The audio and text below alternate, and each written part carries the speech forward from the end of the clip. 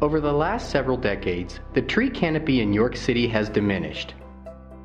Air quality suffers, wildlife are unwanted of their natural habitat, and the city begins to look more gray than green. If trees are not repopulated in the city, our existing mature trees have only 25 years left.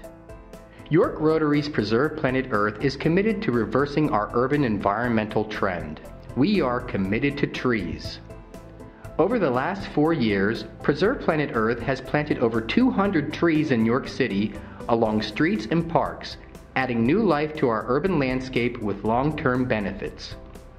We estimate the need for 800 more trees over the next 10 years to re-establish York City's canopy, and we need everyone's help. Volunteers to help build relationships while we help the earth. Partnerships, strategic business and community cooperation. Contributions to establish York's tree legacy.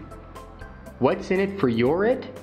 Help York Rotary's Preserve Planet Earth reach their goal of 1,000 new trees, leaving a long-term legacy for Yorit in York City.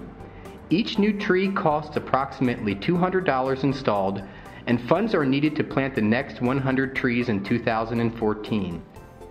Grow the canopy. Grow York City. York Rotary Preserve Planet Earth.